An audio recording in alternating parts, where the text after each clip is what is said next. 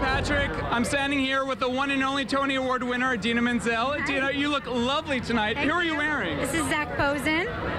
These are Jacob and Co. and Jacob and Co. and Mark Forever. What? Forever Mark? Yeah. Well, they're beautiful. Idina, how does it feel to be back on Broadway? 10 years later, you're back on Broadway, back home where you belong. How does it feel? It's incredible. You said the word. It feels like home to me, and I just feel most comfortable, most like myself when I'm back here in New York City. I have this incredible cast, and If Then, it's like my family, my second family, and it just feels great. Speaking of If Then, I was telling you when I had you on set that I've been listening to this cast album. I can't stop listening to it on my iPhone. You know, talk to me about really working with Tom and Brian, you know, incredible composer, lyricist duo, who wrote the show with you in mind.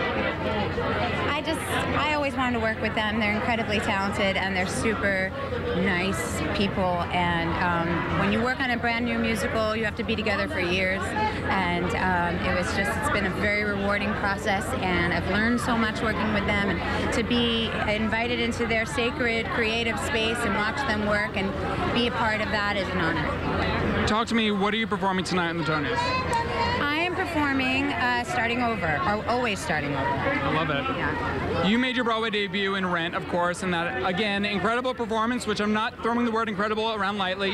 I saw it twice, and you were amazing as Maureen in Rent. You know, talk to me about reuniting with Michael Greif and Anthony Rapp, your old Rent co-star. That's just been the gift that keeps on giving. We keep pinching ourselves whenever we're in rehearsal. It's just been so nice to reunite with them. We're very supportive. We trust each other. Anthony and I can bounce off of each other, and we'll catch each other. And to have Michael there, you know, 20-some years later, to help us evolve as performers, has just been a great process.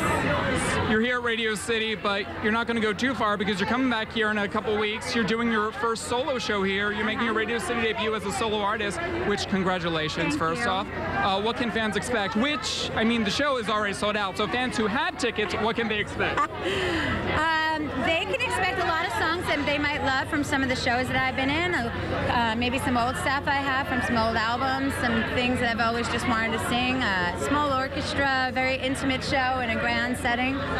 Finally, we have to wrap, but being that If Then is a celebration of all things New York City, my favorite city in the world, you know, talk to me a little bit about your favorite thing about New York City.